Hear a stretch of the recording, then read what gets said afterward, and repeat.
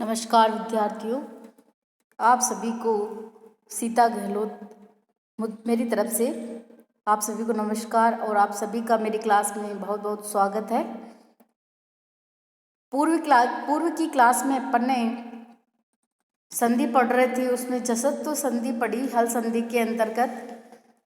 अब चौथी जो संधि है हल संधि के अंतर्गत, ये अनुनासिक संधि है और अनुनासिक संधि के बारे में आज हम पढ़ेंगे। अनुनासिक संधि का जो सूत्र है वह इस प्रकार है, यरो अनुनासिके अनुनासिको वा। वृत्ति है इसकी, यरह पदान्तस्य अनुनासिके परे अनुनासिको वाशात्। अर्थात इसका अर्थ इस प्रकार है कि पद के अंत में स्थित यर है के अलावा सभी व्यंजन के बाद जब कोई अनुनासिक वर्ण का अर्थ है जो वर्ग का जो पंचम अक्षर आता है उसे अनुनासिक कहते हैं। तो यर के स्थान पर अपने ही वर्ग का पंचम अक्षर विकल्प से हो जाता है। वापस देखिए, पद के अंत में स्थित यर प्रत्याहार आए। यर प्रत्याहार के अंतर्गत सारे वर्ण आते हैं के अलावा सभी जो व्यंजन होते हैं वे, इनके बाद जब कोई अनुनासिक वर्ण आए अर्थात पांचवा वर्ण, प्रत्येक वर्ग का पांचवा जो वर्ण है वह अनुनासिक वर्ण होता है। तो वर्ग का पंचम अक्षर आता है तो यर के स्थान पे क्या हो जाता है, अपने ही वर्ग का पंचम अक्षर हो जाता है, उसी वर्ग का पंचम अक्षर हो जाएगा। तो जो अगला उदाहरण जो ये है इसमें देखिए, एतत् प्लस मुरारी ही। एतत् मुरारी में जो एतत् के बाद जो ये मैं आ रहा है ये क्या है, अनुनासिक वर्ण है। ये जो है अनुनासिक वर्ण है और इससे पहले एतत् के तय जो है यर प्रत्याहार का वर्ण है। तो ये ये जो सूत्र है इसके अकॉर्डिंग क्या हो जाएगा, इसी वर्ग का तय है तो तय वर्ग का जो पंचम अक्षर क्या होगा, न। ये हो जाएगा तय के स्थान पर, अर्थात यर के स्थान पर इसी वर्ग का अर्थात तय वर्ग का जो पंचम अक्षर है वह क्या है, न होगा। न पंचम अक्षर है तो इस तय के स्थान पे क्या हो जाएगा, न। तो क्या बनेगा, एतन मुरारी। इसी प्रकार जो दूसरा जो उदाहरण है वह है जगत प्लस नाथ है। तो जगत प्लस नाथ में न क्या है, अनुनासिक वर्ण है और इससे जो पूर्व जगत है ये क्या है, यर प्रत्याहार का वर्ण है और यर प्रत्याहार का वर्ण है, इसलिए इस यर प्रत्याहार के स्थान पर क्या होगा, इसी वर्ग का पंचम अक्षर हो जाएगा। इसी वर्ग का पंचम अक्षर अर्थात तय वर्ग का पंचम अक्षर होगा न। तो यहाँ पे क्या हो जाएगा, न। तय के स्थान पे क्या होगा, न। तो क्या अपना जगन्नाथ, दो न हो गए। एक तो पंचम ये अनुनासिक वाला वर्ण है और दूसरा जो तय है वर्ग है इसका पंचम अक्षर न है, इसलिए दो न हो जाएंगे तो जगन्नाथ ये शब्द बनेगा। इस प्रकार सट मासा, तो टय मासा क्या पंचम वर्ण है और टय वर्ग का पंचम वर्ण क्या होगा, ण नहीं होगा। तो यहाँ पे जो है क्षण मासा हो जाएगा, ये टय के स्थान पे ण आ जाएगा। इस टय वर्ग का पंचम अक्षर ण है, इसलिए तत् न है। यहाँ पे भी न क्या है, ये अनुनासिक वर्ण है और ये त वर्ग का पंचम अक्षर नहीं होगा वापस, तो तन्न है, ये बनेगा। इसी प्रकार दूसरे उदाहरण को समझना चाहिए, जैसे सठ मुख षण मुखम चित मात्रम चिन्ह मात्रम सदमति सन्मति तत् मात्रम तन्मात्रम अपमयम अपमयम। ये प है तो प का जो प का पंचम वर्ण हो जाएगा इसका, ये तत्मयम तन्मयम जगत मिथ्या जगन मिथ्या पद नगह पन्नगह दिक् नाग दिंग नाग वाक्मयम वांगमयम, अर्थात ये उदाहरण हो जाएंगे। तो यहाँ पे जैसे एतत् है इसका पांचवा वर्ण होगा न, तो ये न हो जाएगा। जगत है, जगत का पांचवा वर्ण तय वर्ग का पांचवा वर्ण न है तो यहाँ पे न हो जाएगा। सट मासा में न हो जाएगा। तत् न में इसी वर्ग का पंचम अक्षर न है तो वह हो जाएगा, तो तन्न बनेगा। षट मुखम में ट वर्ग का अण है तो षण्मुखम ऐसे बन जाएगा। तो इस प्रकार ये उदाहरण जो है अनुनासिक संधि के हुए। एक बार फिर से इस संधि के बारे में समझ लेते हैं। यरो अनुनासिके अनुनासिको वा। यरो यर प्रत्याहार पद के अंत में स्थित हो और उसके बाद अनुनासिकी, उसके बाद क्या हो, अनुनासिक वर्ण हो। अनुनासिक वर्ण अर्थात वर्ग का 5वां वर्ण हो तो उसके तो यर के स्थान पर यर के स्थान पर अनुनासिका अनुनासिको वा वापस अनुनासिक ही हो जाएगा, उसी वर्ग का पंचम अक्षर हो जाएगा। पद के अंत में यदि यर है तो और उसके बाद अनुनासिक वर्ग है तो यर के स्थान पर अपने ही वर्ग का जो है 5वां अक्षर विकल्प से होगा।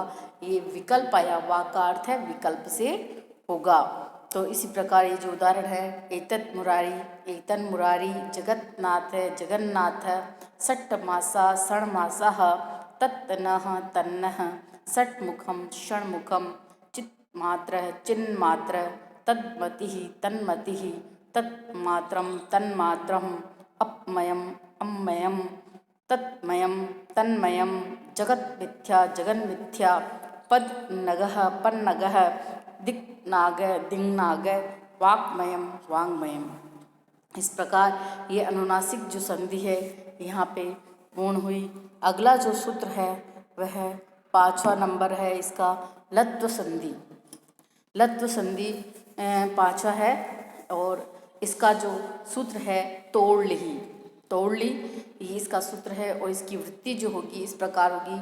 त वर्गस्य लकारे परे पर्स वर्ण है शातः, अर्थात त वर्ग से त वर्ग में सब आ जाते हैं, त थ द ध न। इसके बाद यदि ल आता है, त वर्ग के बाद यदि ल आता है तो त वर्ग के स्थान पर पर्सवर्ण ल ही होगा। पर्सवर्ण अर्थात ल ही होगा, अथवा ल परे होने पर त वर्ग के स्थान पर ल हो जाता है। अगर ल परे हैं पहले ही तो त वर्ग के स्थान पर भी ल हो जाएगा। ल परे होना जरूरी है। इसमें क्या है, क्या शर्त है इसमें, ल परे होना जरूरी है। त वर्ग के बाद यदि ल आता है तो त वर्ग के स्थान पर पर्सवर्ण ल हो जाएगा, अर्थात त वर्ग के स्थान पर ल का आदेश हो जाएगा। त वर्ग में सारे आ जाते हैं, वर्ग कोई सा भी हो, जैसे त थ द ध न, इनमें से कोई सा भी वर्ण हो और उसके बाद यदि ल हो तो क्या होगा, इस त वर्ग के स्थान पर क्या हो जाएगा, ल, वापस ल हो जाएगा। पर्सवर्ण यानी ल ही होगा। या ऐसे समझ लीजिए, ऐसे भी समझ सकते हैं कि ल के परे त वर्ग के स्थान पर ल हो जाता है। त वर्ग के स्थान पर ल हो जाएगा और ल परे होने पर। तो यहाँ पे उदाहरण से देखिए, इसमें विद्युत प्लस लता, तो इस विद्युत के बाद क्या है, ल वर्ण है और इससे पहले क्या है, त वर्ग है। तो इस त को क्या हो जाएगा, ल हो जाएगा। इस त वर्ग को ल पर्सवर्ण हो जाएगा, अर्थात ल हो जाएगा। तो विद्युत त के स्थान पर ल कर दिया तो विद्युत लता हो गया। इसी प्रकार तद प्लस लय है तो ल परे है, इस त वर्ग का क्या आ गया, अब की बार द आ गया, त वर्ग में द आ गया। अब द के स्थान पर क्या हो जाएगा, ल ही होगा। चाहे कोई सा भी वर्ण हो उसके स्थान पर केवल ल ही होगा। तो यहाँ पे तद के स्थान पे भी क्या हुआ, तल। तद प्लस लीना, तो यहाँ पे तद लीना है ना, तो इस ल परे है तो इस त वर्ग का क्या आया, द, इस द के स्थान पर भी ल हो जाएगा तो तल लीना। गुणवान लुंठती, इस गुणवान लुंठती में ल परे आ रहा है, इसमें न के परे क्या है, ल है, तो इस न को क्या हो जाएगा, अनुस्वार हो जाएगा और ल भी होगा, दोनों चीजें होगी यहाँ पे। विद्वान लिखती, तो विद्वान लिखती में यहाँ पे न हटेगा, इसका अनुस्वार हो जाएगा और तय वर्ग है, इसका ल तो होना ही है, तो दोनों चीजें एक साथ होगी। महान लाभ है, यहाँ पे भी न हटा, इसका अनुस्वार चंद्र बिंदु हो जाएगा और उसकी तय वर्ग हटा, इसकी जगह ल वर्ण आएगा, तो दोनों काम एक साथ होंगे न की वजह से। तो महान लाभ। उत्त प्लस लंघनम यहाँ नहीं होगा क्योंकि यहाँ पे न नहीं है, तो यहाँ क्या है, तय वर्ग है, इस तय वर्ग को क्या हो जाएगा, ल हो जाएगा, तो यहाँ उत्त की जगह ल हो जाएगा, दो ल हो जाएंगे, तो उल्लंघनम। तो ये संधि लत्व संधि कहलाती है। तो ओरली ये इसका सूत्र है, त वर्गस्य परे, त वर्गस्य लकारे परे परस्वर्ण शात, त वर्गस्य लकारे परे परस्वर्ण शात है। अर्थात त वर्ग में त थ द ध न के बाद यदि ल आता है तो त वर्ग के स्थान पर परस्वर्ण ल हो जाता है। या ऐसे भी समझ सकते हैं कि ल परे होने पर त वर्ग के स्थान पर ल हो जाता है। क्या होना चाहिए? परे, ल परे होना जरूरी है, तब इस त वर्ग को क्या हो जाएगा? वापस ल हो जाएगा। तो इस प्रकार जो ये है लत्व संधि पूरी हुई।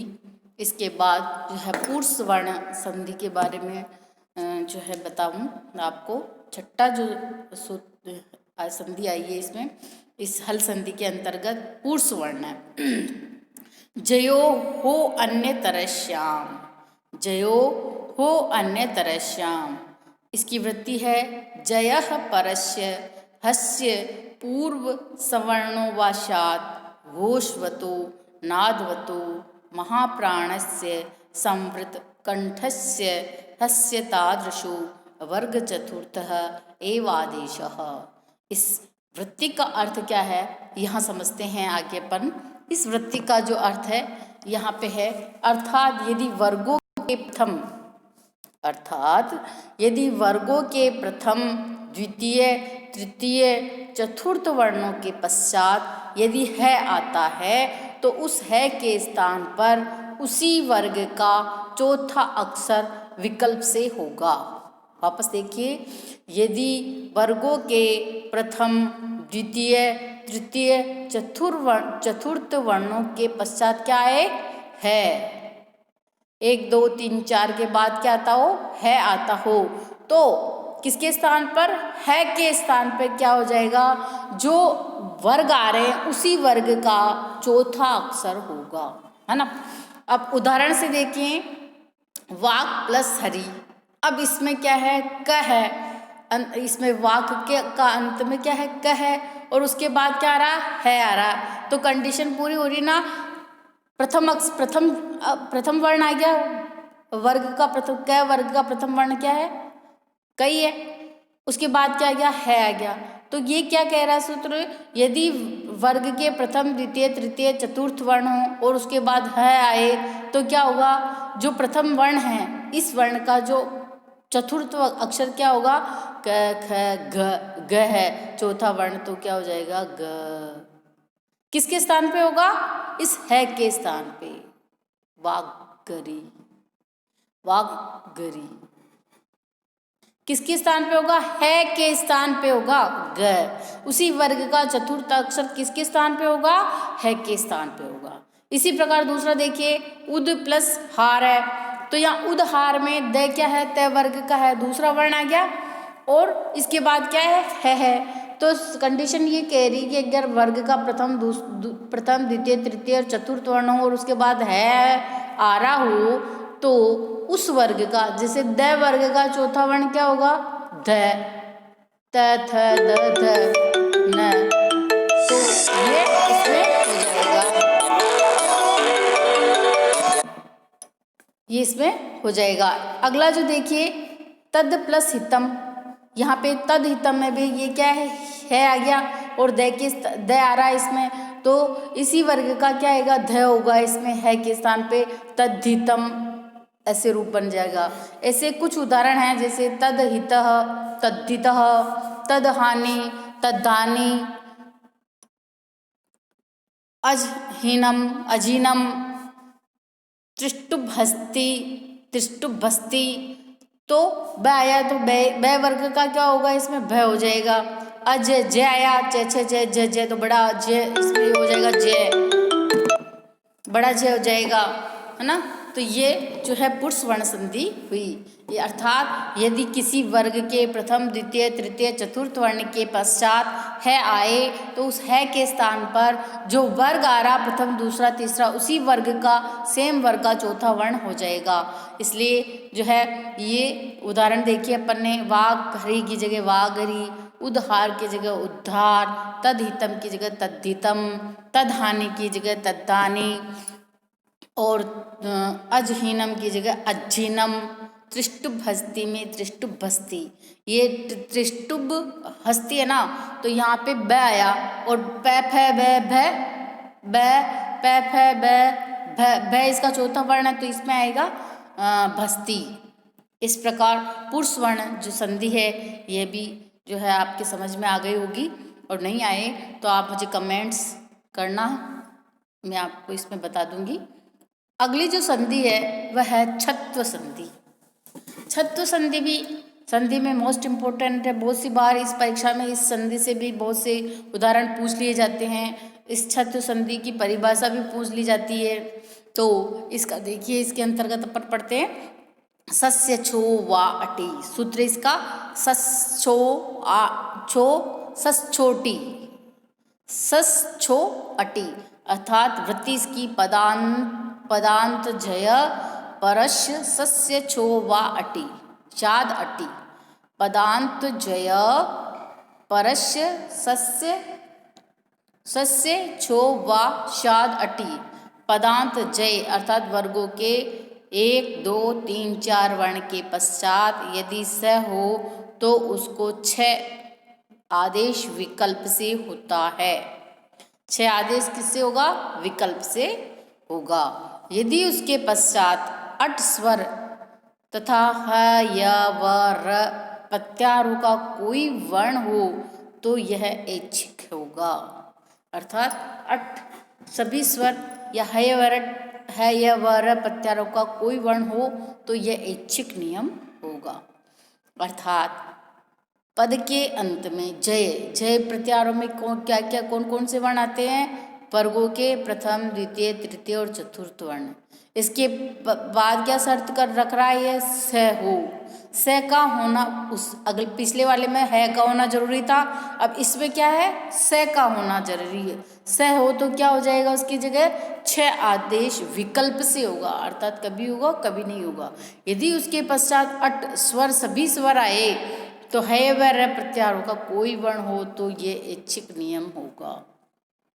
तो देखिए उदाहरण से उत प्लस श्वास है, तो उत श्वास में क्या हो जाएगा? 6 त को तो च हो जाएगा, और इस स के स्थान पे क्या हो जाएगा?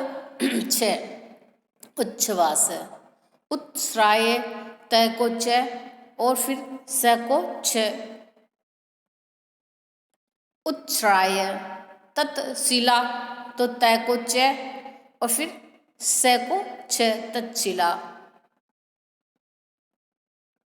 इसी प्रकार सत्य प्लस शील सत्शील, तय के स्थान पे पहले च होगा, फिर उसके बाद स को 6 हो जाएगा।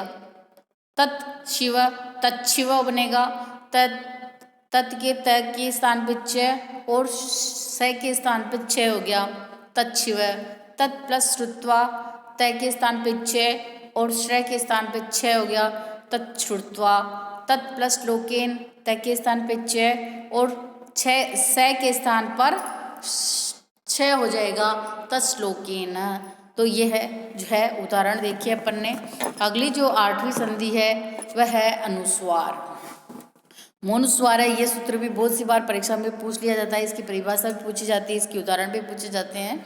तो देखिए अनुस्वार में 8वीं जो संधि है मोनुस्वार है।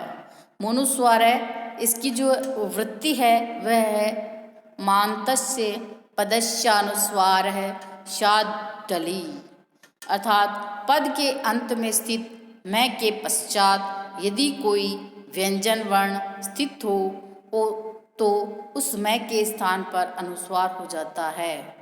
पद के अंत में स्थित क्या होनी चाहिए कंडीशन? पदांते मानते पद के अंत में स्थित मैं के पश्चात यदि कोई व्यंजन वर्ण हो तो उस मैं के स्थान पर अनुस्वार हो जाएगा। पद के अंत में स्थित, पद के अंत में क्या होना जरूरी है? मैं, और उसके पश्चात यदि कोई व्यंजन वर्ण हो तो व्यंजन वर्ण न हो तो उस मैं के स्थान पर क्या हो जाएगा, अनुस्वार हो जाएगा। व्यंजन वर्ण में कोई भी व्यंजन आ सकता है, व्यंजन वर्ण में कोई भी व्यंजन वर्ण आ सकता है, तो पद का अंत होना जरूरी है और पद के अंत में मैं होना जरूरी है। उसके बाद व्यंजन वर्ण होना जरूरी है। अगर व्यंजन वर्ण नहीं है, स्वर आते हैं, तो ऐसा नहीं होगा। व्यंजन वर्ण का होना बहुत जरूरी है। पद के अंत में मैं होना जरूरी है, उसके बाद व्यंजन वर्ण जो होना जरूरी है, तब ही इस मैं को क्या हो जाएगा, अनुस्वार हो जाएगा। तो पद के अंत में स्थित मैं के पश्चात यदि कोई व्यंजन वर्ण स्थित हो तो उस मैं के स्थान पर अनुस्वार हो जाता है। उदाहरण से समझते हैं, आइए। पहला उदाहरण है रामम वंदे। अब रामम पद के अंत में क्या है, रामम मैं है, और उसके बाद वह क्या है, व्यंजन वर्ण है, इसलिए इस मैं को क्या हो जाएगा, अनुस्वार हो जाएगा और मैं के ऊपर डॉट लग के अनुस्वार लग जाएगा, रामम वंदे। ऐसे ही सत्यम नमामि, अंत में क्या है, मैं है, और बाद में क्या आ रहा, व्यंजन वर्ण आ रहा, व्यंजन। तो इस मैं को य पर अनुस्वार लग जाएगा, मैं किस को हटके, तो सत्यम नमामि। कृष्णम नमामि आ रहा, कृष्णम मैं अंत में है, और इसके बाद क्या है, नमामि, न व्यंजन वर्ण है, तो इस मैं हट जाएगा और मैं का अण के ऊपर अनुस्वार लग जाएगा, कृष्णम हो जाएगा, और कृष्णम नमामि यह बनेगा। इसी प्रकार हरिम प्लस वंदे। हरिम में मैं क्या है, अंत में, पद के अंत में मैं है, और उसके बाद क्या है, वह व्यंजन वर्ण है, इसलिए इस मैं हरिम के मैं हट करके री पर अनुस्वार लग जाएगा और हरिम वंदे बनेगा। रामम प्लस वंदे, तो रामम में अंत में क्या है, पद के अंत में मैं है, और उसके बाद वह हल व्यंजन है, तो इस मैं को हट करके राम के एक राम हट जाएगा और एक राम के ऊपर अनुस्वार लग जाएगा और रामम वंदे यह बनेगा। तो ये आपको समझ में आ गए होंगे।